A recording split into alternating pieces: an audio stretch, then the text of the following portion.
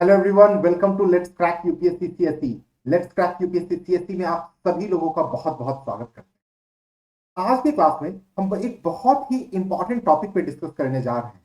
आज के क्लास में मैं आपको बताऊंगा कौन से ऐसे स्टेप्स हैं जिसको फॉलो करके आप अपने पहले अटेम्प्ट में यूपीएससी एग्जामिनेशन को क्वालिफाई कर सकते हो। बिल्कुल सही सुना है आप सभी लोगों ने। आप फर्स्ट अटेम्प्ट में अपने यूपीएससी सिविल सर्विसेज एग्जामिनेशन को क्वालिफाई कर सकते हो। ये पॉसिबल है। बहुत सारे टॉपर्स करते हैं, बहुत सारे लोग करते हैं, और आप भी कर सकते हो। सिर्फ और सिर्फ आपको फॉलो करने पड़ेंगे ये 10 स्टेप। और मैं यकीन के साथ कहता हूं, अगर आपने इन 10 स्टेप को फॉलो कर लिया, then nothing can stop you from qualifying UPSC civil services examination. तो इन सभी 10 स्टेप को आज की क्लास में हम डिटेल में जानेंगे और समझने की कोशिश करेंगे। तो आप सब लोग भी नोट पैड लेकर के बैठ जाओ, ध्यान से लेक्चर को सुनना, एक एक चीज को समझने की कोशिश करना, क्योंकि मैं साइंटिफिक वे में, साइंटिफिक तरीके से I will be explaining how to crack UPSC examination in your first attempt. Let's begin our today's session. देखो, ये सेशन जो है मैं लेकर के आया हूं आप सभी लोगों के सामने। मेरा नाम आयुष है, मैंने मास्टर्स किया साइकोलॉजी से, फिर UPSC civil services mains examination 2017-18 दो बार क्वालिफाई करके पर्सनालिटी टेस्ट में अपियर किया मैंने। पिछले 6 सालों से मेरा पढ़ाने का अनुभव रहा है। मैं sociology optional, Indian economy, ethics और इंडियन सोसाइटी जैसे सब्जेक्ट्स को कवर करता हूं। और इसी अनुभव के बेसिस पे आज के क्लास में मैं आप सभी लोगों के सामने लेकर के आया हूं वो 10 तरीके, जिसे फॉलो करके आप एक आईएएस एग्जाम को क्वालिफाई करके एक सक्सेसफुल ब्यूरोक्रेट आप बन सकते हो आज की क्लास में। तो ये समझने की कोशिश करते हैं। लेकिन इससे पहले आज की क्लास की शुरुआत करें, मैं कुछ जरूरी डिटेल्स आप सभी को बता देना चाहता हूं, जितने भी लर्नर्स हैं यहाँ पे। देखो, अनअकैडमी लेकर के आया है रिपीटर्स बैच। ये एक प्रीलिम्स स्पेसिफिक बैच है। जो बच्चे नेक्स्ट ईयर 2024 में अपना एग्जाम देना चाहते हैं, ये बैच उनके लिए है, जो स्टार्ट हो रहा है 31 अक्टूबर से। इसमें टॉप मोस्ट एजुकेटर्स इसमें आपकी क्लास लेंगे, टेस्ट सीरीज होंगे, स्टडी मटेरियल के साथ साथ 2 साल के करंट अफेयर्स को भी कवर कराया जाएगा। तो for more information you can contact on this number और ज्वाइन कर सकते हैं आप अनअकैडमी के रिपीटर्स बैच को। देखो, जो बच्चे हिंदी मीडियम से अपना यूपीएससी का एग्जाम देना चाहते हैं, अनअकैडमी उनके लिए लेके आया है लक्ष्य बैच, जहां पे टॉप मोस्ट एजुकेटर्स अनअकैडमी के कंप्लीट करवाएंगे प्रीलिम्स और मेंस की प्रिपरेशन कंप्लीट होगी। अनलिमिटेड एक्सेस होंगी बैचेस की, कॉम्प्रिहेंसिव स्टडी मटेरियल के साथ साथ 1-to-1 मेंटरशिप भी प्रोवाइड किया जाएगा। प्रीलिम्स और मेंस की टेस्ट सीरीज भी होंगी। और ये बैच 31 अक्टूबर 2023 से स्टार्ट हो रहा है। तो for more information you can contact on this number और आप ज्वाइन कर सकते हैं अनअकैडमी के लक्ष्य बैच को। जो बच्चे इंग्लिश मीडियम से अपना प्रिपरेशन करना चाहते हैं, तो उनके लिए अनअकैडमी लेके आया है फाउंडेशन बैच फॉर आईएएस 2025, जहां पे इंडिया के top most educators complete prelims और मेंस की प्रिपरेशन के साथ साथ आपको टेस्ट सीरीज भी मिलेगा, स्टडी मटेरियल भी मिलेगा, मेंटरशिप भी मिलेगी। और आपने एक बैच में एनरोल किया तो सभी बैच के एक्सेस आपको दिए जाएंगे। So that is the benefit and facility. For more information you can contact on this number. ये बैच 20 अक्टूबर से ऑलरेडी स्टार्ट हो चुका है, तो अभी देर नहीं है, आप ज्वाइन कर सकते हैं अनअकैडमी के फाउंडेशन बैच को भी। Because Unacademy completely believes that nothing can stop you from chasing your UPSC CSC dream. इसलिए आप अनअकैडमी के कोर्सेज को 0% ईएमआई पे भी अवेल कर सकते हैं। चलिए फिर स्टार्ट करते हैं हम अपने आज के क्लास की, और जानते हैं सबसे पहला स्टेप क्या है। वो कौन सा सबसे पहला स्टेप है जिसे लेकर के आप यूपीएससी एग्जाम को क्वालिफाई कर सकते हो अपने पहले अटेम्प्ट में। ये स्पेशली उन बच्चों के लिए है जो 2025 में अपना एग्जाम देना चाहते हैं, क्योंकि 2024 में अब ज्यादा दिन नहीं बचे हैं।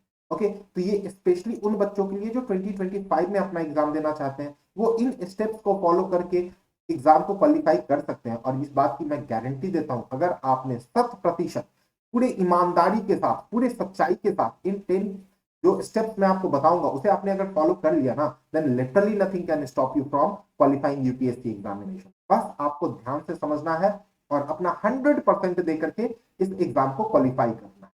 देखो, सबसे पहला स्टेप है, आपको ये जानना है व्हाई दिस सर्विस। ये सर्विस आखिरकार क्यों क्यों तुम ज्वाइन करना चाहते हो आईएएस, क्या बनना चाहते हो तुम। मतलब देखो, हर इंसान के जीवन में ना एक मोड़ आता है, एक पड़ाव आता है, जहां पे उसे चुनना होता है अपना करियर। जहां पे वो बच्चे सोचते हैं कि अब हमें आगे क्या करना है।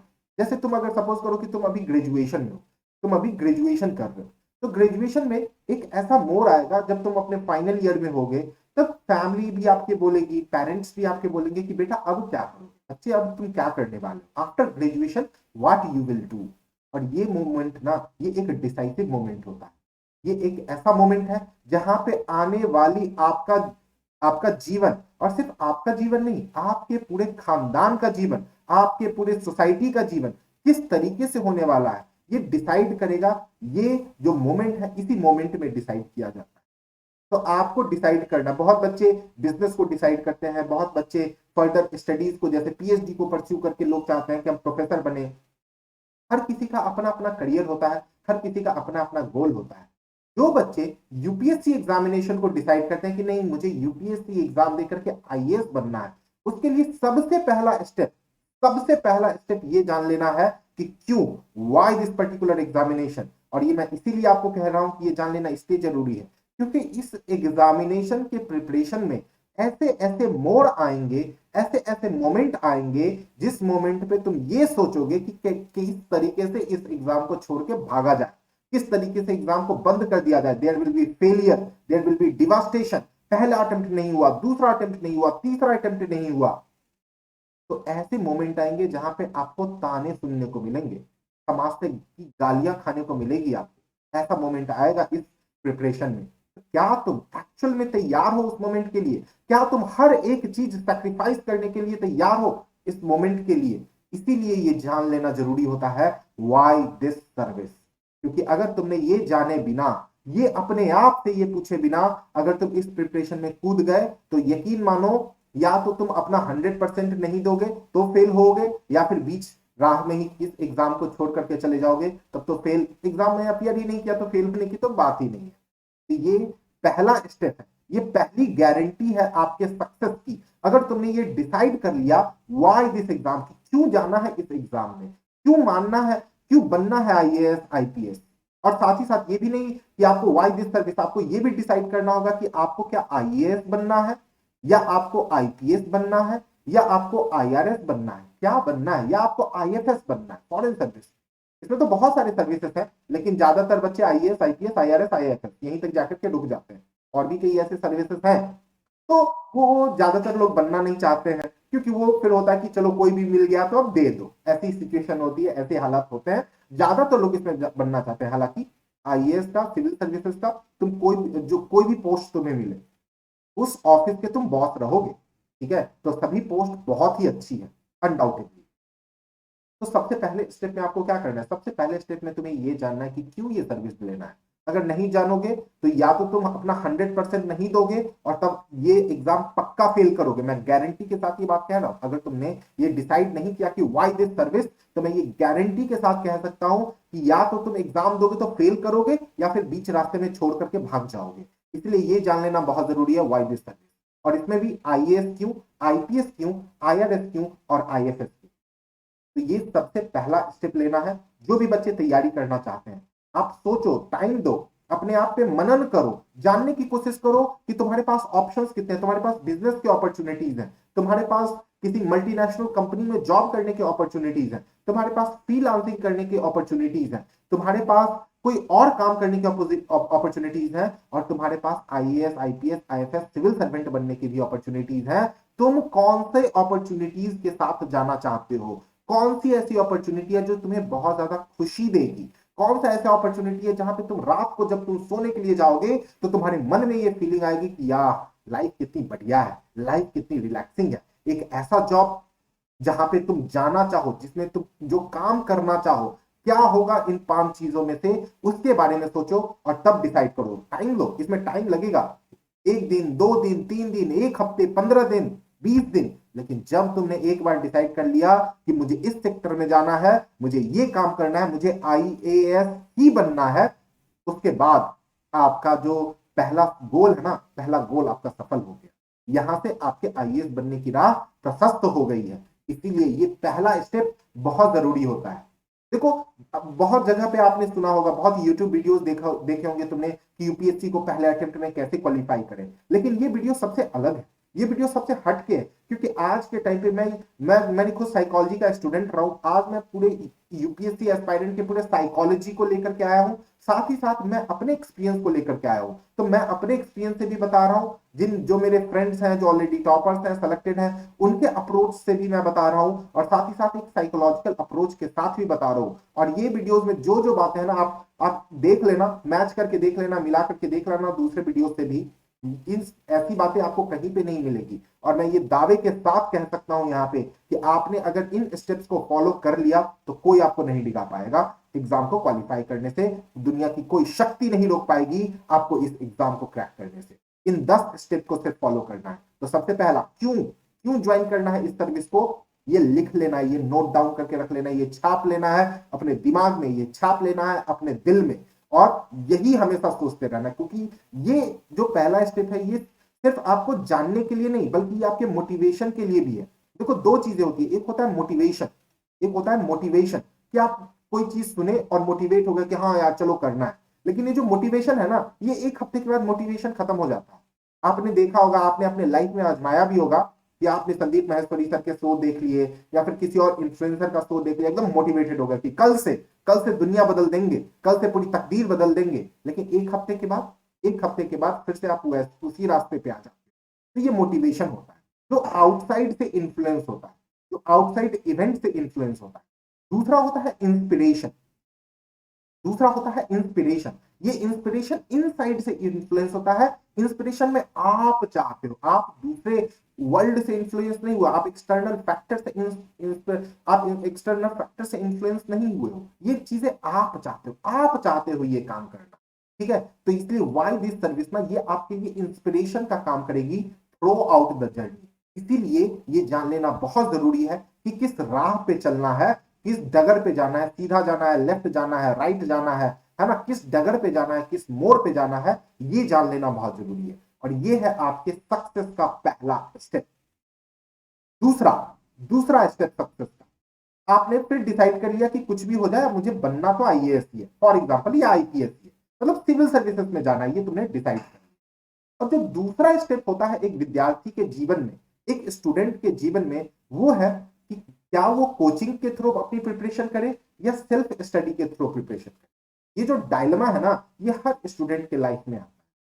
देखो, आज के समय पे दोनों चीजें पॉसिबल है, कोचिंग भी पॉसिबल है, सेल्फ स्टडी भी पॉसिबल है। देखो, मैं यहाँ पे मेरा जो पर्सनल ओपिनियन है, यहाँ पे मैं अपना पर्सनल ओपिनियन दूंगा, क्योंकि हर स्टूडेंट का अपना अपना ओपिनियन अलग हो सकता है, according to their situation, according to their circumstance.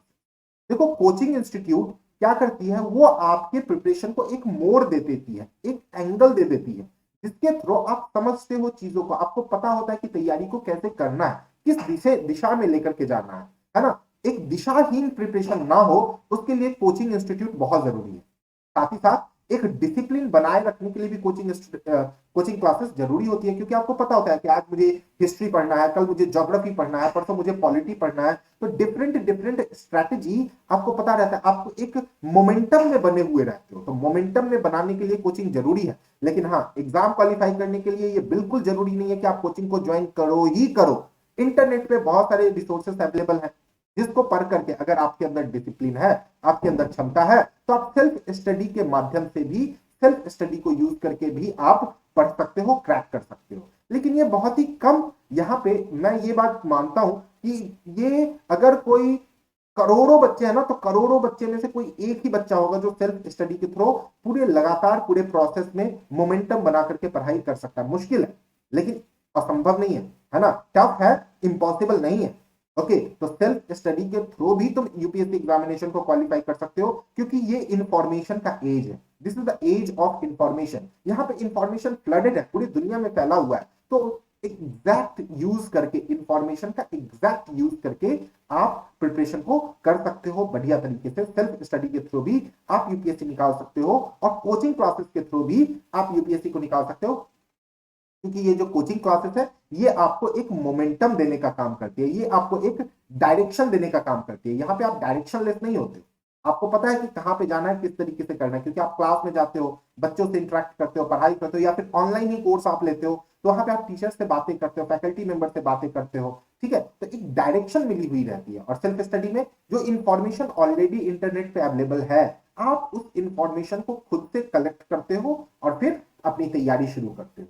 तो ये दूसरा स्टेप है। यहाँ पे ये जान लेना बहुत जरूरी है, बहुत ध्यान से आपको चुनना पड़ेगा, बहुत ध्यान से आपको सेलेक्ट करना पड़ेगा कि किस ओर जाना है, किस दिशा में जाना है। कोचिंग क्लासेस को चुनना है या फिर सेल्फ स्टडी को चुनना है, किस वे में जाना है, किस डायरेक्शन में जाना है, ये आपके लिए जान लेना बहुत जरूरी है। So this is the second step to success. क्योंकि यहाँ के बाद ना फिर यू टर्न नहीं होगा। आप सेल्फ स्टडी करोगे, एक महीने में अगर तुम सपोज करो 1 महीना किए, 2 महीना तुमने किया, तुम्हें लगा कि अरे नहीं कोचिंग क्लासेस ज्वाइन करते हैं, तो 2 महीना तुम्हारा टाइम वेस्ट हो चुका है, तुम्हारे कॉम्पिटिटर तुमसे 2 महीने आगे निकल चुके हैं, ठीक है। या फिर तुमने गलत कोचिंग इंस्टीट्यूट ज्वाइन कर लिया, तुम्हें लगा कि अरे नहीं कोचिंग में मजा नहीं आ रहा है, मैं सेल्फ स्टडी करके कर सकता था, ठीक है, तो फिर वहां पे तुम्हारे रिसोर्सेस, तुम्हारे पैसे वेस्ट हो चुके हैं। तो ये मेंटल पीस देने के लिए बहुत जरूरी है कि तुम ये डिसाइड करो कि तुम कोचिंग ज्वाइन करोगे या फिर सेल्फ स्टडी के थ्रू करोगे। तो this is the second step, क्योंकि थॉट का क्लियर होना बहुत जरूरी है। जब तक हमारे थॉट क्लियर नहीं है, जब तक हमारे आइडियाज क्लियर नहीं है कि हम क्या करेंगे, तब तक बहुत दिक्कत हो जाएगी। ओके, तो इसलिए बहुत जरूरी है थॉट का क्लियर होना कि क्या करना है, कैसे करना है, कैसे हमें अपनी तैयारी को लेकर के जाना है। Okay, so how to prepare, ये आपको सेकंड स्टेप बताता है कि आपको अपनी तैयारी कैसे करनी है, कोचिंग के थ्रू या सेल्फ स्टडी के थ्रू। तो this is the second step of your success. Third step, तुमने डिसाइड कर लिया कि कोचिंग के थ्रू या फिर सेल्फ स्टडी के थ्रू करेंगे। थर्ड स्टेप जो है, ये तुम्हारे लिए बहुत जान लेना बहुत जरूरी है। This is the most important step, I should say this is the most important step, क्योंकि इस स्टेप को फॉलो करके तुम्हें पता चलेगा कि इस एग्जाम को कैसे निकालना है, इस एग्जाम को कैसे क्रैक करना है। क्या कहता है थर्ड स्टेप? थर्ड स्टेप में आपको यह जानना है ये यूपीएससी आईएएस के लिए एग्जाम कंडक्ट क्यों करती है, क्या है लॉजिक, क्या है रैशनल यूपीएससी का आईएएस एग्जाम को कंडक्ट करने का। So why UPSC conduct examination, क्या सोचे हो कभी, क्या कभी ऐसा थॉट प्रोसेस दिया है आपने कि यूपीएससी में प्रीलिम्स होते हैं, यूपीएससी के एग्जाम में प्रीलिम्स होते हैं, यूपीएससी के एग्जाम में मेंस होता है और फिर यूपीएससी के एग्जाम में पर्सनालिटी टेस्ट होते हैं। क्या तुमने कभी सोचा है कि ये जो तीनों स्टेजेस हैं, यूपीएससी क्या जज करने की कोशिश करती है इस तीनों स्टेजेस में? क्या कभी आपने सोचने की कोशिश की कि ऐसी क्या बात है जो यूपीएससी इन तीनों स्टेजेस के माध्यम से इन तीन इतने बड़े एग्जाम को लेकर के, जो पूरे 1 साल का प्रोसेस है, ये पूरे 1 साल तक यूपीएससी ये प्रोसेस को परफॉर्म करती है, और तब जाकर के लोग क्या बनते हैं, तब जाकर के लोग बनते हैं इंडियन सिविल सर्वेंट, तब जाकर के लोग बनते हैं इंडियन सिविल सर्वेंट, या फेमसली आप कहो आईएएस आईपीएस। तो क्या कभी तुमने सोचा है यूपीएससी एग्जाम क्यों लेती है, क्या जानने की कोशिश करती है? ये तुम्हारा थर्ड स्टेप।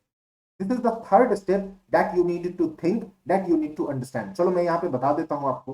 देखो प्रीलिम्स एग्जामिनेशन में ना यूपीएससी आपसे डिसीजन मेकिंग जानने की कोशिश करती है, आपके डिसीजन मेकिंग एबिलिटी को आपसे समझने की कोशिश करती है कि क्या तुम्हारे अंदर डिसीजन लेने की कैपेसिटी है, क्या तुम सही डिसीजन वो भी टाइमली मैनर में ले पाते हो। इसलिए आप हमेशा देखते होगे यूपीएससी ऑप्शंस के साथ प्ले करती है। आपने यूपीएससी के अगर जो भी बच्चे जो यहाँ पे जो एक्सपीरियंस्ड पर्सन भी जो देख रहे हैं, या फिर जो बच्चे जिन्होंने यूपीएससी के क्वेश्चंस को देखा है, तो तुम एक चीज जरूर एनालाइज करोगे, एक चीज जरूर रियलाइज भी करोगे कि यूपीएससी का क्वेश्चन टफ नहीं होता है, यूपीएससी के ऑप्शंस टफ होते हैं। ये चीज जाकर के क्वेश्चन में सीधा सीधा झलकता है कि यूपीएससी एग्जामिनेशन के जो क्वेश्चंस हैं, क्वेश्चंस यूपीएससी के टफ नहीं है, बल्कि ऑप्शंस यूपीएससी के टफ होते हैं प्रीलिम्स में। तो tough question, tough option UPSC क्यों पूछती है? यूपीएससी टफ ऑप्शन इसलिए पूछती है क्योंकि वो तुम्हारे डिसीजन मेकिंग एबिलिटी को देखना चाहती है। और ये जज करना क्यों चाहती है यूपीएससी? 1.25 बिलियन पॉपुलेशन, जो हमारे देश का जो पॉपुलेशन है, इस पूरे पॉपुलेशन के गवर्नेंस की जिम्मेदारी तुम्हारे कंधों के ऊपर रहेगी। हमारा देश किस तरीके से आगे प्रोग्रेस करेगा, ये तुम्हारी जिम्मेदारी रहेगी। तो क्या यूपीएससी किसी को भी आईएएस बना देगा? क्या नहीं, ऐसे पर्सन को ही आईएएस बनाएगा जो सही डिसीजन सही टाइम पे ले सकता है। जो सही डिसीजन सही टाइम पे नहीं डिसीजन ले सकता है, उसे यूपीएससी कभी भी सेलेक्ट नहीं करेगी। इसीलिए ज्यादातर बच्चे फेल करते हैं। क्यों? क्योंकि ज्यादातर लोगों की प्रॉब्लम देखो ना आप, प्रीलिम्स में फेलियर रेट ज्यादा क्यों है? क्योंकि ज्यादातर बच्चे सही डिसीजन सही टाइम पे नहीं लेते हैं। इसीलिए, और यही यूपीएससी चेक करना चाहती है प्रीलिम्स एग्जाम में, क्योंकि सभी ने तो सेम पॉलिटी पढ़ा है, सभी ने सेम इकोनॉमी पढ़ा है, सभी ने सेम हिस्ट्री पढ़ा है। फिर ऐसा क्यों होता है कि कुछ क्वालिफाई करते हैं, कुछ क्वालिफाई नहीं करते हैं? क्योंकि हर किसी की ये जो डिसीजन मेकिंग एबिलिटी है, राइट टाइम पे डिसाइड डिसाइड करने की कि हाँ, I am going to choose this, I am going to select this path, ये हर किसी के अंदर नहीं होता। तो decision making ability UPSC check करती है प्रीलिम्स एग्जामिनेशन। जब चेक कर लिया प्रीलिम्स एग्जाम में, यूपीएससी को पता है कि हाँ, ये इतने बच्चे हैं, 15,000 बच्चे, 20,000 बच्चे जो सही डिसीजन सही टाइम पे ले सकते हैं। उसके बाद यूपीएससी चेक करती है कि क्या इनके अंदर इनकी थॉट प्रोसेस क्या है, ठीक है, इनका थॉट प्रोसेस क्या है, ये किस तरीके से सोचते हैं, इनका दिमाग किस तरीके से काम करता है, वो चेक करने की कोशिश करती है UPSC mains examination. Prelims examination में डिसीजन मेकिंग चेक कर लिया कि हाँ, ये सही डिसीजन सही टाइम पे ले सकते हैं। मेंस एग्जामिनेशन में चेक करते हैं कि थॉट प्रोसेस क्या है, इसीलिए लिखवाता है। जब जब हम कोई चीज लिखते हैं ना, तो लिखावट हमारे सोच का रिफ्लेक्शन होता है। What is our thought that is mention in the that reflects in our answer writing, वो हमारे आंसर राइटिंग में रिफ्लेक्ट करता है। जो भी चीजें तुम सोचोगे ना, उसे तुम लिख दोगे, ठीक है। और यूपीएससी यहां से तुम्हारी थॉट प्रोसेस ही चेक करना चाहती है। मेंस एग्जामिनेशन में यूपीएससी बेसिकली वांट्स टू जज, wants to check your thought process, इसीलिए वो मेंस एग्जामिनेशन को कंडक्ट करती है। इसीलिए इतने पेपर्स हैं, GS paper 1, GS paper 2, GS paper 3, GS paper 4 और ऑप्शनल, कि तुम थॉट प्रोसेस किस तरीके से तुम्हारा काम करता है, ठीक है। So this is the mains examination, इसलिए यूपीएससी मेंस एग्जामिनेशन लेती है। Then the personality test. Personality test में बेसिकली वर्बल कम्युनिकेशन को चेक किया जाता है कि वर्बली तुम किस तरीके से कम्युनिकेट करते हो, तुम्हारी ओवरऑल पर्सनालिटी क्या है, ये जज कर लेते हैं पर्सनालिटी टेस्ट। नॉलेज तुम्हारा ऑलरेडी चेक हो चुका है, and knowledge is also part of personality, knowledge भी एक पर्सनालिटी का ही एक पार्ट है, ठीक है। तो वर्बल कम्युनिकेशन चेक किया जाता है कि वर्बल कम्युनिकेशन कैसा है एक पर्सन का, ठीक, क्या ये सही तरीके से अपनी बातों को स्पष्टता से लोगों तक पहुंचा सकता है या नहीं पहुंचा सकता है, क्योंकि इफेक्टिव लीडरशिप तभी होगी जब आपका कम्युनिकेशन अच्छा है। ओके, तो ये चीजें चेक करने की कोशिश करते हैं पर्सनालिटी टेस्ट। यानी एक ब्यूरोक्रेट, एक आईएएस में 3 क्वालिटी होना चाहिए, एक सिविल सर्वेंट में 3 क्वालिटी होना चाहिए। वो सही डिसीजन सही टाइम पे ले, उसका थॉट प्रोसेस अच्छा हो, उसका कम्युनिकेशन अच्छा हो। ये 3 चीजें चेक करने की कोशिश करती है यूपीएससी अपने यूपीएससी सिविल सर्विसेज एग्जामिनेशन में, जो प्रीलिम्स, मेंस और इंटरव्यू। पर्सनालिटी टेस्ट वैसे ऑफिशियली पर्सनालिटी टेस्ट है, लेकिन आम बोलचाल की भाषा में हम इसे इंटरव्यू कहते हैं। तो ये इंटरव्यू में यही 3 चीजों को चेक करने करा जाता है बाय द यूपीएससी बोर्ड, ठीक है। और तब जाकर के तुम बनते हो आईएएस। तो तुम्हारे लिए ये जान लेना भी जरूरी है। और ये जान लेना क्यों जरूरी है? क्योंकि अगर तुम्हें नहीं मालूम है कि प्रीलिम्स, मेंस और पर्सनालिटी टेस्ट में क्या जज किया जाएगा, तुम पढ़ोगे कैसे? आपको नहीं लगता कि ये जो सेम एनसीईआरटी है, ठीक है, ये जो एनसीईआरटी है, क्लास 6 के बच्चे पढ़ते हैं, क्लास 7, क्लास 8, 9, 10, 11, 12, यही बच्चे तो सेम एनसीईआरटी को भी पढ़ते हैं। तो क्या उन्हें आईएएस बना दिया जाए? क्या उन्हें आईपीएस बना दिया जाए? नहीं। पढ़ने का नजरिया अलग होता है। जब आप एनसीईआरटी को पढ़ते हो तो आपके पढ़ने का नजरिया अलग होता है, आपका जो अप्रोच है ना, आपका अप्रोच अलग होता है। और वो अप्रोच किसके अकॉर्डिंग होता है? यूपीएससी के अकॉर्डिंग होता है। क्योंकि जब आप प्रीलिम्स एग्जाम के लिए पढ़ते हो, मेंस के लिए पढ़ते हो और इंटरव्यू के लिए पढ़ते हो, तब भी आपकी अप्रोचेज अलग होती है। ओके, तो आपका ये एग्जाम यूपीएससी क्यों कंडक्ट करता है, इसलिए जरूरी है, तभी जाकर के आपकी जो स्टडी है ना, आपकी स्टडी इफेक्टिव स्टडी बन पाएगी। इसीलिए आप कई बार देखते होंगे कि आपने कोई चीज पढ़ ली, ठीक है, आप ये चीज नोटिस करना कि आपने कोई चीज पढ़ ली, फिर गए यूपीएससी के क्वेश्चन को सॉल्व करने के लिए और तब भी गलत करके आ गए। क्यों? क्योंकि जिस तरीके से पढ़ना चाहिए, जो रिक्वायरमेंट है ना, उस रिक्वायरमेंट के अकॉर्डिंग तुमने पढ़ाई नहीं की। ओके, जो यूपीएससी जिस तरीके से चाहता है कि आपको, मैं ये चीज आपसे जज करना चाहता हूं, मैं आप में ये चीज देखना चाहता हूं, तो तुम्हें ऐसे ही पढ़ना है, लेकिन तुमने उस तरीके से पढ़ाई नहीं की। ओके, और इसलिए तुम यूपीएससी के क्वेश्चन को सॉल्व नहीं कर पाए, right. So this is the problem, this is the thing। इसीलिए ये जान लेना जरूरी है that why UPSC conduct the examination, okay, for IAS। क्यों यूपीएससी कंडक्ट करता है?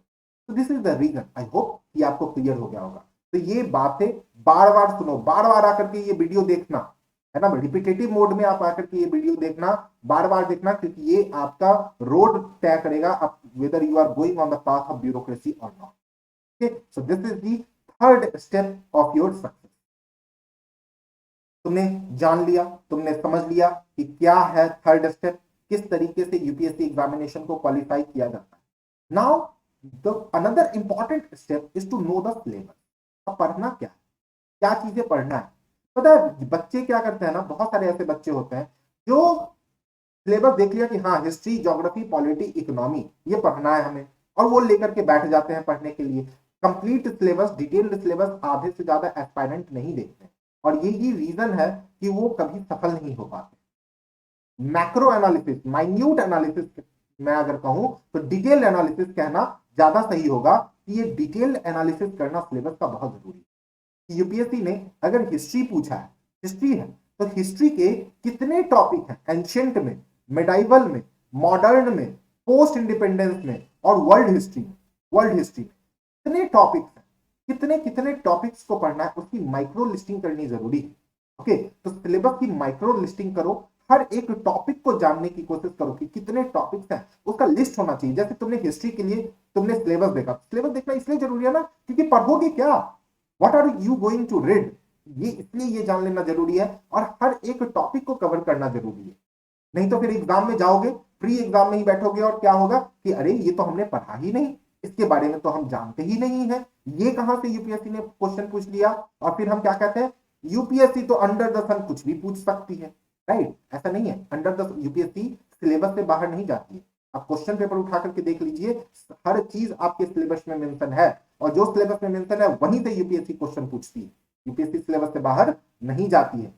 और हम ऐसा क्यों बोलते हैं कि यूपीएससी ने आउट ऑफ द ब्लू कुछ भी यूपीएससी ने पूछ लिया, है ना? बहुत लोग ऐसे हैं मार्केट में बोलने वाले, ऐसा इसलिए क्योंकि आपने माइक्रो लिस्टिंग नहीं की है, आपको मालूम ही नहीं है कि यूपीएससी ने सिलेबस में क्या दिया है। हाँ, यूपीएससी की भी थोड़ी यहाँ पे है, यूपीएससी ने भी प्रॉपरली डिफाइन नहीं किया, ये आपको खुद ही ढूंढना पड़ेगा माइक्रो लिस्टिंग यूपीएससी। तो आपका फोर्थ इंपॉर्टेंट स्टेप है कि सिलेबस को जानो, सिलेबस को समझो, उसकी माइक्रो लिस्टिंग करो, उसकी डिटेल आपके आपके स्टडी टेबल के सामने होना चाहिए, हर एक पेपर का, हर एक सब्जेक्ट का, कि इस सब्जेक्ट में क्या पढ़ना है, और जैसे जैसे पढ़ते जाओ उसे टिक करते जाओ। Okay, so this is the fourth step of your success, that to know the syllabus of UPSC.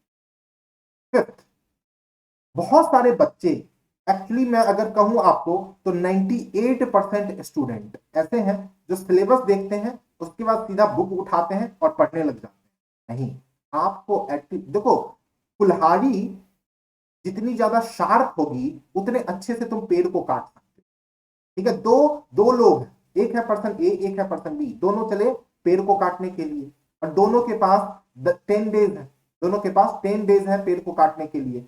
Person ए ने क्या किया, पहले दिन से पेड़ को कट करना शुरू कर दिया, ठीक है, और वो 10 डेज पे जाकर के आखिरी दिन पेड़ को काटने में सफल रहा। पर्सन बी ने 8 दिनों तक, 8 डेज तक अपने कुल्हाड़ी को शार्प किया, सबसे ज्यादा कुल्हाड़ी को शार्प करने में उसने 8 डेज का टाइम दिया, और 9th डे पे उसने पेड़ को काट दिया। फिर भी इस पर्सन ए पहले दिन से ही लगा था पेड़ को काटने में, पर्सन बी 8 दिनों तक अपने कुल्हाड़ी को शार्प करने में लगा, फिर भी एक ही दिन उसने दिया और पेड़ को उसने काट दिया। ये डिफरेंस होता है सक्सेसफुल और अनसक्सेसफुल लोगों के बीच में। अनसक्सेसफुल लोग तुरंत प्रोसेस में आ जाते हैं, सक्सेसफुल लोग प्लानिंग करते हैं, स्ट्रेटेजी बनाते हैं। तो ये जो पीवाईक्यू एनालिसिस है, ये आपका प्रोसेस है, ये आपका कहो ना एक ब्रह्मास्त्र टाइप का है, जिसके माध्यम से, जिसको यूज करके तुम यूपीएससी एग्जामिनेशन को क्रैक कर सकते हो, यूपीएससी एग्जाम को क्वालिफाई कर सकते हो। तो सबसे जरूरी प्रोसेस जो है पूरे प्रोसेस में, पूरे यूपीएससी के एग्जाम में, है पीवाईक्यू एनालिसिस। यूपीएससी क्या पूछती है, यूपीएससी क्या जानना चाहती है, कैसे जानना चाहती है। मुझे अगर पॉलिटी पढ़ना है, प्रेसिडेंट के बारे में पढ़ना है, तो प्रेसिडेंट के बारे में क्या पढ़ना है, मॉनेटरी पॉलिसी को किस तरीके से पढ़ना है, हर्षवर्धन के बारे में क्या जानना जरूरी है, क्लाइमेट के बारे में क्या सोचना चाहिए, किस तरीके से सोचना चाहिए, हमारा थॉट प्रोसेस किस तरीके से डेवलप हो, ये जानने के लिए पीवाईक्यू एनालिसिस बहुत जरूरी है। प्रीलिम्स प्लस मेंस, इन दोनों के पिछले 10 साल के क्वेश्चन पेपर को एनालाइज करो, 10 इयर्स के क्वेश्चन पेपर को एनालाइज करो, 1 महीने का टाइम दो पीवाईक्यू एनालिसिस पे। अगर तुम यूपीएससी एग्जाम को क्वालिफाई करना चाहते हो, you can devote as much time as you can, है ना, जितना, अगर 1 महीना देना चाहो, 15 दिन में तुम्हारे हो जाए तो, लेकिन आप इसको एनालाइज करो, हर एक पेपर को, पिछले 10 साल के पेपर को एनालाइज करो कि यूपीएससी ने किस तरीके से क्वेश्चन पूछा है। एनालाइज करो यूपीएससी किस तरीके से ऑप्शंस को फ्रेम कर रही है, यूपीएससी ऑप्शन को किस तरीके से फ्रेम करती है, ये देखने की कोशिश करो। क्योंकि तुम्हें मालूम नहीं है कि यूपीएससी क्वेश्चन में क्या पूछने वाली है, सिर्फ बुक पढ़ के ये सोचोगे कि मैं आईएएस बन जाओगे तो असंभव, ये पॉसिबल ही नहीं है। तुम्हें पीवाईक्यू को एनालाइज करना ही पड़ेगा। पीवाईक्यू को इसलिए एनालाइज नहीं करना है कि यूपीएससी क्वेश्चन को रिपीट करती है, सिर्फ इसलिए नहीं, पीवाईक्यू को इसलिए एनालाइज करना है क्योंकि तुम पहले से ही प्रेडिक्ट कर सको कि यूपीएससी इस टॉपिक से कैसे क्वेश्चन फ्रेम करेगी। और जब तुम्हें पहले ही मालूम रहेगा इस टॉपिक से यूपीएससी इस तरीके से क्वेश्चन को फ्रेम करेगी, तो you will be able to crack this exam easily. Prelims exam को बहुत ही आसानी से क्रैक कर सकते हो। ओके, इसीलिए ये बहुत जरूरी है कि पीवाईक्यू का एनालिसिस करना, प्रीलिम्स के भी और मेंस के भी। देखो हिस्ट्री के कौन से और साथ ही साथ ये भी आपको बताएगा, पीवाईक्यू एनालिसिस आपको ये भी बताएगा कि यूपीएससी अपने पूरे सिलेबस में से कौन से सिलेबस से सबसे ज्यादा क्वेश्चन पूछती है, कौन से टॉपिक से सबसे ज्यादा क्वेश्चन पूछती है यूपीएससी, ये भी पीवाईक्यू एनालिसिस आपको बताएगा। इसीलिए ये बहुत जरूरी है कि आप अपने प्रीवियस ईयर क्वेश्चन जो भी यूपीएससी ने पूछे हैं पिछले 10 सालों में, उसको बहुत ध्यान से एनालाइज करो। देखो कि हिस्ट्री के हिस्ट्री अगर है, फॉर एग्जाम्पल हिस्ट्री है, तो हिस्ट्री के कौन से टॉपिक से सबसे ज्यादा यूपीएससी ने क्वेश्चन पूछे हैं, यूपीएससी ने ऑप्शंस को किस तरीके से फ्रेम किया है, पॉलिटी के ऑप्शंस को यूपीएससी ने किस तरीके से फ्रेम किया है, इकोनॉमी के ऑप्शंस को यूपीएससी ने किस तरीके से फ्रेम किया है, और कौन सा टॉपिक सबसे ज्यादा इंपॉर्टेंट है, सबसे ज्यादा महत्वपूर्ण है। इसको आप एक जगह पे नोट डाउन करके रख लो, ठीक है, एक जगह पे आप। तो इससे क्या होगा, आपको पिछले 10 सालों का ट्रेंड पता चल जाएगा कि 10 सालों में यूपीएससी ने कौन से टॉपिक से रिपीटेटिव मोड में क्वेश्चन पूछे। तो जब रिवीजन की बारी आएगी उन टॉपिक्स को तुम ज्यादा वेटेज दोगे, है ना, क्योंकि जितना ज्यादा रिवाइज करोगे उतने सिलेक्शन के चांसेस होंगे। तो जब रिवीजन की बारी आएगी उस टॉपिक पे तुम्हारा फोकस, तुम्हारा अटेंशन ज्यादा होगा। ऑलराइट, इसीलिए ये बहुत जरूरी है जान लेना कि टॉपिक्स, इसलिए पीवाईक्यू एनालिसिस करना जरूरी होता है। इससे आपको दो बातें पता चलती है, पहला यूपीएससी ऑप्शंस किस तरीके से फ्रेम करती है, दूसरा कौन से इंपॉर्टेंट टॉपिक हैं जिसपे आपको सबसे ज्यादा फोकस करने की जरूरत है, जिसपे सबसे ज्यादा ध्यान देने की जरूरत है। तो 5 बात जो आपके सक्सेस की गारंटी कर देगा, जो आपके सक्सेस को इंश्योर कर देगा। यहां पे ये 5th स्टेज आपको 70% आईएएस बना देगा। ये मैं दावे के साथ कह सकता हूं, 70% आईएएस आप 5th स्टेज को फॉलो करते ही बन जाओगे, ठीक है। तो 70%, तो इसीलिए बहुत ध्यान से, बहुत अच्छे से टाइम देकर के करना, हड़बड़ाना नहीं, जल्दबाजी मत करना। पीवाईक्यू एनालिसिस आपका सबसे इंपॉर्टेंट प्रोसेस है, तो ये पीवाईक्यू एनालिसिस करना ये आपका 5th स्टेज होना चाहिए। Okay, so this is the 5th step of your success towards UPSC civil services examination. आपने पीवाईक्यू एनालिसिस कर लिया, then you have to collect the resources and material. अब आपको क्या है, 6th स्टेप है आपका कि आप कहां से पढ़ोगे, आपके रिसोर्सेस क्या, कौन कौन से ऐसे बुक लिस्ट हैं जो आपको फॉलो करने की जरूरत है। तो यहां पे तुम्हें अपने बुक लिस्ट को कलेक्ट करना। और देखो, एक बुक के लिए, एक टॉपिक के लिए एक बुक, मतलब हिस्ट्री है फॉर एग्जाम्पल, मैं आपको एग्जाम्पल दे रहा हूं, हिस्ट्री है, तो हिस्ट्री के लिए मैंने जो फॉलो किया था, जो मुझे लगता है कि बेस्ट है मार्केट में, आर एस शर्मा, एंशियंट के लिए आर एस शर्मा, एंशियंट के लिए मैंने फॉलो किया था आर एस शर्मा। मेडाइवल के लिए मैंने फॉलो किया था सतीश चंद्र, है ना, सतीश चंद्र। और मॉडर्न के लिए मैंने फॉलो किया था स्पेक्ट्रम। आप अपने अकॉर्डिंग कोई एक बुक पकड़ो, कोई एक चीज देखो कि आपको क्या फॉलो करना है और उसी को पढ़िए, ठीक है। लेकिन हाँ, एनसीईआरटी जरूरी है, एनसीईआरटी पढ़े बिना, बेस स्ट्रॉन्ग किए बिना तुम कैसे ग्रो कर सकते हो, पॉसिबल ही नहीं है। ओके, तो इसलिए तुम रिसोर्सेज जानो। मैं एक वीडियो बनाऊंगा, मैं आप सब लोगों के साथ लेकर के आऊंगा कि रिसोर्सेज क्या है, यूपीएससी में कौन कौन से बुक के लिए, कौन कौन से सब्जेक्ट के लिए मैंने फॉलो किया था और आप कर सकते हैं, है ना। आपको अपना जो मना है वो करो, ओके, बट आप कौन कौन से मैंने फॉलो किया था, मैं वो वीडियो लेकर के आऊंगा आप सभी लोगों के सामने। ओके, तो आपको फिर 6th स्टेप में अपने रिसोर्सेस को कलेक्ट करने हैं, ठीक है। सभी बुक, जितने भी बुक लिस्ट है ना, सबको एक दिन मार्केट जाओ, मार्केट से खरीद करके सारे बुक को ले आओ, एक दिन पूरा तुम डेडिकेट दो। जैसे ही 5th स्टेप तुम्हारा कंप्लीट हुआ, नेक्स्ट डे होकर के जाओ मार्केट से अपने सारे रिसोर्सेस को खरीद करके ले आओ, ठीक है। और सारे रिसोर्सेस होने चाहिए, तुम्हें पता होना चाहिए कि कितने रिसोर्सेस हैं। क्या क्या पढ़ने हैं, उन सभी मटेरियल को, उन सभी रिसोर्सेज को मार्केट में जाओ, सारे रिसोर्सेज खरीद के ले आओ, ताकि दोबारा मार्केट ना जाना पड़े रिसोर्स खरीदने के, जब तक आईएएस ना बन जाओ। हाँ ऑफकोर्स मंथली मैगजीन हो गया, उसके लिए जाओगे तो वो घर पे भी तुम मंगवा सकते हो। ओके, तो बुक लिस्ट और रिसोर्सेज को कलेक्ट करना, मटेरियल को कलेक्ट करना, ये बहुत जरूरी है।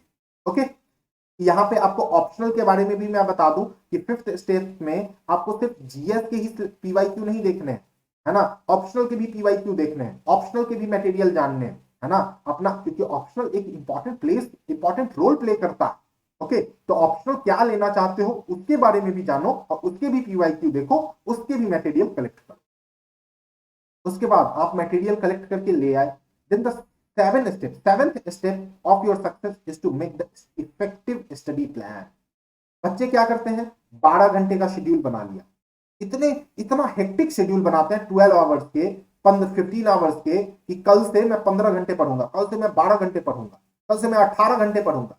इतना हेक्टिक शेड्यूल बनाते हैं जो कभी फॉलो नहीं हो पाता। मेरे हिसाब से आपको स्टडी प्लान बनाना चाहिए मंडे टू फ्राइडे का, मंडे टू फ्राइडे आपको एटलीस्ट 8 आवर्स की स्टडी प्लान बना लो। अगर तुम कोचिंग इंस्टीट्यूट जाते हो तो उसको छोड़ करके अपने 5 आवर्स की एटलीस्ट स्टडी प्लान रहना चाहिए। ठीक है, अगर तुम कोचिंग जाते हो तो 5 आवर्स का आपका सेल्फ स्टडी होना चाहिए, रिमेनिंग आपके कोचिंग क्लास में देने चाहिए। अगर सेल्फ स्टडी कर रहे हो तो मिनिमम 8 आवर्स की स्टडी प्लान बनाओ, और आपका स्टडी प्लान ना मंडे टू फ्राइडे होना चाहिए। Monday to Friday should be your study plan. और Monday to Friday study plan में आपको क्या मेंशन करना है कि कौन से सब्जेक्ट को पढ़ना है। आज के दिन सपोज करो कि आज मंडे है, तो मंडे को कौन सा सब्जेक्ट पढ़ना है, इस सब्जेक्ट के कितने टॉपिक्स को कवर करने हैं, ठीक, मंडे को। फिर किस टाइम पे पढ़ना है, टाइम भी आप डिसाइड चाहो तो कर सकते हो, नहीं तो आप छोड़ सकते हो, जिस टाइम पे आपको समय मिले उस समय पे जाकर के पढ़ लो। ओके, तो ऐसे आपको अपनी स्टडी प्लान बनानी चाहिए कि जैसे आज मंडे है, मंडे टू फ्राइडे, सबसे पहले Monday to Friday study plan बनाना चाहिए। तो आप ऐसे डिसाइड कर सकते हो कि मंडे को कौन सा सब्जेक्ट पढ़ना है, इस सब्जेक्ट को कितने टॉपिक्स को कवर करने हैं। तो एटलीस्ट आपको 2 जीएस पेपर और ऑप्शनल और प्लस न्यूज़पेपर, ये आपके स्टडी प्लान में होना चाहिए। ठीक है, आप जो अपना स्टडी प्लान बनाओ उसमें 2 जीएस पेपर रखो, कोई भी 2 जीएस पेपर रख सकते हो। ओके, मेरे हिसाब से तो आपको शुरुआत करनी चाहिए हिस्ट्री से, जो जीएस पेपर 1 है उस तरीके से शुरुआत करनी चाहिए। ठीक है, तो आप हिस्ट्री ले सकते हो और हिस्ट्री के साथ आप ज्योग्राफी पढ़ सकते हो, इस तरीके से आप अपनी स्टडी प्लान बना सकते हो। तो 2 जीएस पेपर, एक ऑप्शनल और आपका न्यूज पेपर, पूरे 8 आवर्स को आप इसमें डिवाइड करो। तो आप देखो कि दोनों जीएस पेपर कौन सा होगा, कौन से, तो सब्जेक्ट पता चल गया, इसके टॉपिक्स देखो कि कितने टॉपिक तुम कवर करोगे, कितने टाइम पीरियड में, ऑप्शनल के कौन से टॉपिक पढ़ोगे, और न्यूज़पेपर तो डेली पढ़ना है। मंडे टू फ्राइडे में आपको बनाने के लिए इसलिए कह रहा हूं क्योंकि मंडे टू फ्राइडे जब तुम स्टडी प्लान बनाओगे ना कोई दिन ऐसा जरूर आएगा जहां पे तुम अपने टारगेट को फुलफिल नहीं कर पाओगे। You will not be able to fulfil your target, कोई ना कोई दिन ऐसा जरूर आएगा। तो वहां पे ऐसे सिचुएशन में सैटरडे एक तुम्हारे बफर के रूप में काम करेगा। सैटरडे को वो दिन रहेगा जहां पे तुम जो टारगेट आपसे मिस हो गया उस टारगेट को तुम फुलफिल कर सकते हो। क्योंकि मंडे टू फ्राइडे में यू आर नॉट अवेयर, कभी घर से जरूरी कॉल आ जाएगा, कभी तुम डिस्टर्ब रहोगे, कभी पढ़ने का मन नहीं करेगा, कभी कोई फेस्टिवल आ गया, कुछ भी हो सकता है। और कई बार आपने नोटिस किया होगा कि आप टारगेट बनाते हैं लेकिन आपका टारगेट फुलफिल नहीं हो पाता है, अंत में आप फ्रस्ट्रेट हो जाते हो कि मेरा टारगेट फुलफिल नहीं होता है वीक के एंड में। तो इसलिए नहीं होता है क्योंकि आपने कहीं पे वो बफर को छोड़ा ही नहीं, जहां पे कहीं पे भी मिस्टेक होगी तो आप उसे फुलफिल कर सकते हो। ओके, तो मंडे टू फ्राइडे तुम अपनी प्रिपरेशन स्ट्रेटेजी बनाओ कि मुझे इतने दिनों तक पढ़ना है। सैटरडे को रखो एज अ बफर, जो टारगेट तुमसे मिस हो गया, जो टारगेट तुम फुलफिल नहीं कर पाए, कंप्लीट नहीं कर पाए, उसे तुम सैटरडे को कंप्लीट कर लोगे। ठीक है, साथ ही साथ अगर मान लो टारगेट अगर कंप्लीट हो गया है तो फिर ये सैटरडे का दिन रहेगा आपके रिवीजन के लिए। और ये जो संडे का जो दिन है, संडे को तुम एकदम रिलैक्स करो, संडे को कुछ नहीं करना है, कोई पढ़ाई नहीं करनी। अगर चाहो तो आप न्यूज़पेपर सिर्फ इस दिन पढ़ लो, न्यूज़पेपर जरूरी है तो न्यूज़पेपर संडे को पढ़ लो। न्यूज़पेपर पढ़ने के बाद जो तुम्हारी हॉबी है, जो तुम्हारे अपने पर्सनल काम है, क्योंकि देखो सेल्फ ग्रूमिंग भी जरूरी है। खुद से अगर आप प्यार नहीं करोगे, खुद को आप अगर ग्रूम नहीं करोगे तो आप सोसाइटी में प्यार कैसे बढ़ाओगे, है ना। प्यार से कहने का मतलब ये नहीं कि एकदम निब्बा निब्बी बन जाते हैं, प्यार से मेरे कहने का मतलब है पॉजिटिविटी कैसे लेकर के आओगे। इसलिए जरूरी होता है सेल्फ ग्रूमिंग। ओके, तो संडे को आप रखो टाइम सेल्फ ग्रूमिंग के लिए, जो आपकी हॉबी है वो करो, जो तुम्हें मन करता है वो करो। ओके, तो आपका स्टडी प्लान होना चाहिए इफेक्टिव, ऐसा नहीं कि हेक्टिक शेड्यूल बना लिया और कभी फॉलो ही नहीं कर रहे हैं, क्योंकि स्टडी प्लान अगर तुम बनाओगे ना तो ये आपके अंदर डिसिप्लिन लेकर के आएगा। हमेशा याद रखना, ये जो स्टडी प्लान होते हैं, स्टडी प्लान हमेशा डिसिप्लिन लेकर के आते हैं। It will show you the path of discipline, it will make you a disciplined person. तो आप और डिसिप्लिन ही एग्जाम क्वालिफाई करवाएगा। ओके, तो आप इस तरीके से अपने स्टडी प्लान को बना सकते हो। सो this is the 7th step of your success. Next 8th step. 8th step क्या है? 8th स्टेप है आपका रिवीजन और प्लस। पता है, हम पढ़ते जाते हैं पढ़ते जाते हैं पढ़ते जाते हैं, भूलते जाते हैं, फिर पढ़ते हैं, फिर भूलते हैं, फिर पढ़ते हैं। आपको पता है सक्सेस ना आपका ये रिवीजन और टेस्ट ही, अगर तुम्हें यूपीएससी एग्जाम क्वालिफाई करना है तो mark my word, this is the final की, दिस इज द फाइनल की, ये final, this is the final thing, ये फाइनल हथौड़ा आपका हो सकता है सक्सेस का। जहां पे आप जितना ज्यादा रिवीजन करोगे, जितना ज्यादा आप टेस्ट दोगे, सक्सेस की गारंटी उतनी ही ज्यादा होगी। पढ़ाई करके कोई यूपीएससी एग्जामिनेशन क्वालिफाई नहीं करता है, रिवीजन और टेस्ट देके लोग यूपीएससी एग्जामिनेशन को क्वालिफाई करते हैं। इसलिए रिवाइज करिए, जितना ज्यादा रिवाइज कर सकते हैं उतना ज्यादा रिवाइज करिए, जितना ज्यादा टेस्ट दे सकते हैं उतना ज्यादा टेस्ट दीजिए। मेरे हिसाब से आप कोई भी टॉपिक पढ़े, सपोज करो कि तुमने पार्लियामेंट पढ़ा, पार्लियामेंट टॉपिक पढ़ा, पार्लियामेंट टॉपिक पढ़ने के बाद यूपीएससी पीवाईक्यू जितने भी आए हैं ऑन पार्लियामेंट, उन सभी पीवाईक्यू को सॉल्व करो, उसे रिवाइज करो, सॉल्व करो, अगेन फिर से ये प्रोसेस दोहराओ। तो रिवाइज करिए। सपोज करो कि आज आज मंडे है फॉर एग्जाम्पल, तो मंडे के दिन तुमने पढ़ाई की, तो आपका एंड में जब सोने के लिए जाओ ना, तो सोने से पहले आप क्या करो, रिवीजन कर लो, सभी चीजों को रिवीजन कर लो कि आज के दिन तुमने कितना पढ़ा, क्या पढ़ा। और साथ ही साथ एक वीकली रिवीजन भी होना चाहिए, जैसे सैटरडे, सैटरडे का जो प्लान है, सैटरडे इसलिए कुछ भी नया नहीं पढ़ना चाहिए क्योंकि ये सैटरडे का कंप्लीट दिन आप डेडिकेट करो रिवीजन के लिए कि अभी तक तुमने किस तरीके से पढ़ाई की, क्या क्या पढ़ा, वो चीजें रिवाइज करने के लिए होना चाहिए सैटरडे। ओके, क्योंकि रिवीजन और टेस्ट ये इंश्योर कर देगा कि आप यूपीएससी एग्जामिनेशन को क्वालिफाई कर रहे हैं या नहीं कर रहे हैं। सो this is the most important stage. मैं आपको कह रहा हूं ये एक ऐसा स्टेज है जहां पे आपके सक्सेस की गारंटी निश्चित हो जाएगी अगर तुमने रिवीजन और टेस्ट कंटिन्यूअसली फॉलो किया है तो। ओके, तो एक सैटरडे एक डे है जो डेडिकेटेड है रिवीजन के लिए, साथ ही साथ हर दिन सोने से पहले जितने दिन में, आज पूरे दिन में जो भी तुमने पढ़ाई की है उसे रिवाइज करने की कोशिश करो। ओके, टेस्ट दीजिए, क्योंकि जितने ज्यादा क्वेश्चन को सॉल्व करोगे, जितने ज्यादा पीवाईक्यू सॉल्व करोगे, जितना ज्यादा मॉक टेस्ट दोगे, उतने ही आपके क्वेश्चन को सॉल्व करने की कैपेसिटी बढ़ेगी और उतने ही आपके सिलेक्शन के चांसेस बढ़ेंगे। जितना ज्यादा क्वेश्चन सॉल्व कर सकते हो उतना ज्यादा क्वेश्चन सॉल्व करो। तो revision and test is the 8th step towards your success. 9th step.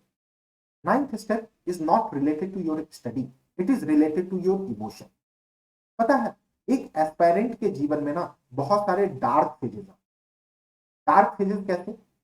Holi आया, दिवाली आया, दशहरा आया, ईद आया, क्रिसमस आया, न्यू ईयर आया, शादी हुई, बस तुम घर नहीं जा पाते। क्यों क्यों नहीं जा पाते हो घर? क्योंकि तुम्हारे सिलेबस नहीं है, सिलेबस अधूरा है। तुम्हारे पास इतना टाइम नहीं है कि तुम दोस्तों के साथ बाहर जाकर के चिल आउट कर सको, क्योंकि तुमने अपने आप को पूरा झोंक दिया है यूपीएससी एग्जाम में। हालांकि संडे का दिन इसीलिए होता है क्योंकि हम एंजॉय करें, रिलैक्स करें। लेकिन मैं आपको एक रियलिटी बताता हूं, हमारे दोस्त जो होते हैं वो जनरली हमारे ग्रेजुएशन के दोस्त होते हैं। और ये जो क्योंकि ये हमारे लंगोटिया यार हैं, ये जिगरी दोस्त हैं, इनके साथ हमने एक ऐसा मोमेंट बिताया है, इनके साथ हमने एक ऐसा क्षण बिताया है जो इररिप्लेसेबल है, जो कभी नहीं भूला जा सकता है। ठीक है, लेकिन ग्रेजुएशन के बाद तुम आ गए यूपीएससी की तैयारी करने और ये चले गए, कुछ लोग चले गए जॉब पे, कुछ लोग चले गए फर्दर स्टडीज पे। तो यूपीएससी की जब तुम तैयारी करते हो ना, तुम्हारा थॉट प्रोसेस अलग हो जाता है, तुम्हारे सोचने का तरीका अलग हो जाता है, और इनके थॉट प्रोसेस अलग हो जाते हैं, इनके सोचने का तरीका अलग हो जाता है। और दोस्ती हमेशा सेम माइंडेड पीपल के साथ होती है, फ्रेंडशिप हमेशा सेम माइंडेड पीपल के साथ होती है। ये चीज आप देखना, आपके क्लास में भी बहुत सारे बच्चे होंगे, क्या हर किसी के साथ तुम्हारी दोस्ती थी?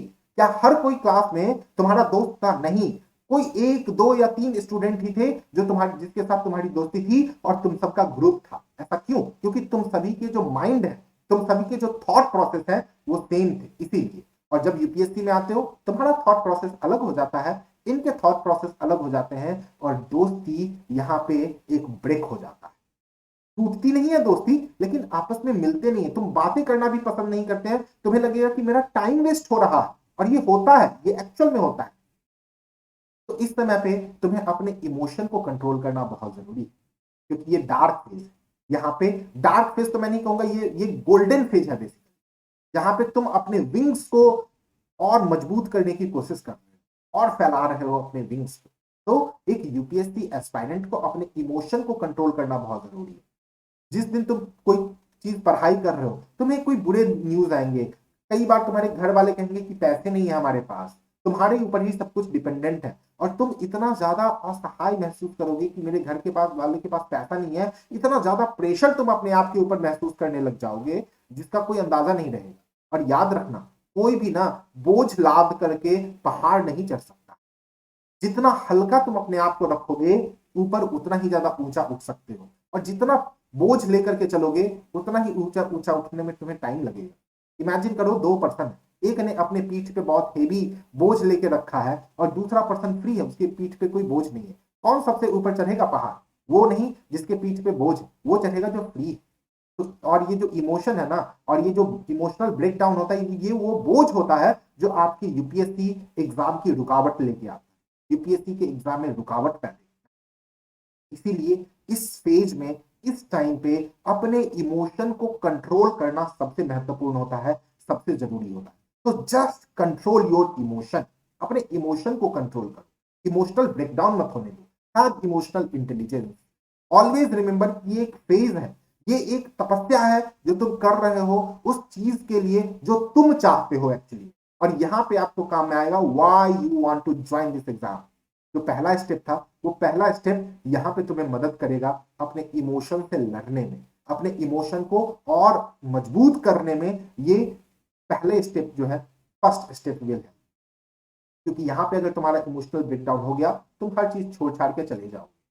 ठीक है, तो यहाँ पे अपने इमोशंस को कलेक्ट करिए और लग जाइए एग्जाम में। कई बार फेलियर देखने को मिलेगा, मॉक टेस्ट देने के लिए गए, मार्क्स एकदम आया 0 माइनस में, मेंस एग्जामिनेशन दिया, मेंस का मॉक टेस्ट दिया, और एकदम बेकार से मार्क्स आए तुम्हारे, तब भी क्या होगा? इमोशनल ब्रेकडाउन, कि इतना मेहनत करने के बाद भी इतना कम कैसे। यहाँ पे आपको कूल रहना है, काम रहना है, कंपोज रहना है, और एक चीज हमेशा याद रखना है कि तुमने क्यों इस एग्जाम को चुना, तुमने क्यों इस जॉब को चुना, तुमने क्यों इस करियर को चुना, ये चीजें हमेशा याद रखना। इसीलिए नाइन्थ स्टेप जो है, ये आपके सक्सेस में एक बहुत ही इंपॉर्टेंट रोल प्ले करता है, क्योंकि ये आपके इमोशंस की बातें करता है। So controlling your emotion is the ninth step towards your success. And the final step, the final thing is to believe in yourself. जो खुद के ऊपर भरोसा नहीं करते, दुनिया उसके ऊपर भरोसा नहीं करती। अगर तुम अपने आप के ऊपर भरोसा नहीं कर सकते, तो मैं तुम्हारे ऊपर भरोसा क्यों करूं, मैं तुम्हारे ऊपर यकीन क्यों करूं? इसीलिए अपने आप के ऊपर भरोसा रखो। एग्जामिनेशन हॉल में जब तुम एंट्री करोगे, तो एग्जामिनेशन हॉल से पहले, ठीक पहले, तुम्हें ये फीलिंग आएगी कि अरे मैं तो सब कुछ भूल गया, मुझे तो कुछ भी याद नहीं है, ऐसी फीलिंग आएगी एग्जामिनेशन हॉल से पहले। लेकिन अगर तुम्हें खुद पे यकीन है, तुम्हें अगर खुद पे भरोसा है, तो क्वेश्चन कैसा भी आ जाए तुम सॉल्व कर दिया। ये पूरे प्रोसेस में जो मेहनत तुमने की है, जो डेडिकेशन तुमने दिया है, खुद पे बिलीव करो। और खुद पे बिलीव तभी होगा, खुद पे तभी तुम बिलीव कर पाओगे जब तुम रात को सोने से पहले तुम्हें ये फीलिंग आए, आई हैव गिवन माई 100%, आज मैंने 100% दिया। और पूरे 1 ईयर तक, जब तक तुम यूपीएससी प्रिपरेशन में रहे, हर दिन अगर तुम्हें ये फीलिंग आ रही है ना कि आज मैंने अपना 100% दिया है इस एग्जाम को, इससे ज्यादा मैं नहीं दे सकता, तो तुम्हें खुद के ऊपर यकीन भी आएगा।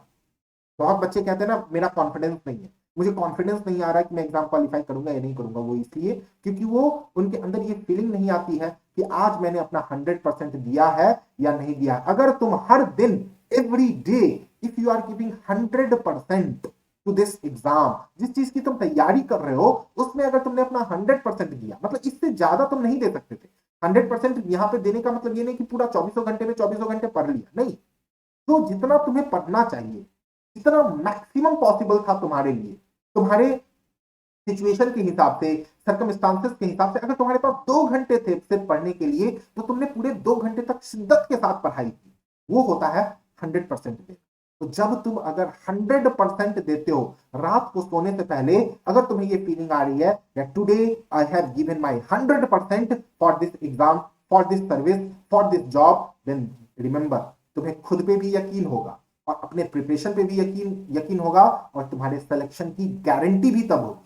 क्योंकि एग्जाम वही लोग क्वालिफाई करते हैं जो खुद पे यकीन करते हैं। जो खुद पे जिनका यकीन नहीं होता है वो एग्जाम क्वालिफाई नहीं कर पाते, क्योंकि ये आपकी जरूरी है आपके कॉन्फिडेंस के लिए। और अगर आपका कॉन्फिडेंस नहीं है तो ये आपके पर्सनालिटी के लिए अच्छा नहीं है ना, ये आपके इंटरव्यू में अच्छे मार्क्स नहीं लाएगा। इंटरव्यू में तो छोड़ो, प्रीलिम्स एग्जाम में ही आपके ऐसे होंगे कि डाउट में आ जाओगे कि अरे ये एग्जाम, ये ऑप्शन पे जाऊं या वो ऑप्शन पे जाऊं, है ना, इसे सॉल्व करूं या उसे, इस ऑप्शन ए होगा या ऑप्शन बी होगा। क्यों? क्योंकि तुम्हें खुद पे डाउट है, तुम अपने आप पे बिलीव नहीं कर रहे हो, अपने नॉलेज पे बिलीव नहीं कर रहे हो, अपने पढ़ाई पे बिलीव नहीं कर रहे हो। अगर तुम्हें अपने ही पढ़ाई पे बिलीव नहीं है, अगर तुम्हें अपने ही नॉलेज पे बिलीव नहीं है, तो डाउट होगा, राइट। तो इसीलिए यकीन करिए अपने पढ़ाई, बिलीव करिए अपने आप के ऊपर, अपने शिद्दत के ऊपर, अपने मेहनत के ऊपर यकीन करो। क्योंकि अगर तुम अपने ऊपर यकीन नहीं कर सकते तो कोई तुम्हारे ऊपर यकीन नहीं, याद रखना। तो this is the final step of success, that always believe in yourself. तो ये थे हमारे 10 स्टेप सक्सेस पाने के, यूपीएससी एग्जामिनेशन को क्वालिफाई करने के। तो हमेशा याद रखिएगा कि discipline, dedication, devotion, it will lead to the road to bureaucracy. अगर तुम डिसिप्लिन्ड हो, अगर तुम डेडिकेटेड हो इस एग्जाम के लिए, अगर तुम्हारा डिवोशन है इस एग्जाम के प्रति, तो तुम्हें रोड टू ब्यूरोक्रेसी पे तुम जरूर चलोगे, तुम एक दिन आईएएस जरूर बनो। और ये जो 10 स्टेप है, कोई भी स्टूडेंट, कोई भी पर्सन किसी भी अटेम्प्ट में अगर ये 10 स्टेप को फॉलो करता है तो 98% चांसेस है कि वो आईएएस बन जाए। 2% लक, है ना, या फिर 10% कह सकते हो, 90:10 का आप रेशियो रख सकते हो, ठीक है, लेकिन मैक्सिमम चांस है कि आप आईएएस बन जाओ। तो you just have to follow this 10 step. इस 10 स्टेप को आप फॉलो करके देखो, और मैं ये बात दावे के साथ कह सकता हूं, 1 महीने 2 महीने के अंदर ही आपको वो कॉन्फिडेंस आएगा जो आपने कभी अपने लाइफ में महसूस नहीं किया होगा, या फिर कभी भी अपने इस प्रिपरेशन जर्नी में महसूस नहीं किया होगा। तो this is all for our today's class, and I am sure कि आप सभी लोग इन 10 स्टेप को फॉलो करोगे और आईएएस बनने का जो सपना है, आईएएस बनने का जो ड्रीम है, उसे पूरा करोगे। और ये 10 स्टेप एक दिन के लिए नहीं है, एक हफ्ते के लिए नहीं है, पूरे प्रोसेस के लिए। जब तक तुम एग्जाम क्वालिफाई ना कर लो, तब तक के लिए ये 10 स्टेप को फॉलो करना है। तो जब तक तोड़ेंगे नहीं, तब तक छोड़ेंगे नहीं। So done for the day guys, thank you so much, thank you everybody.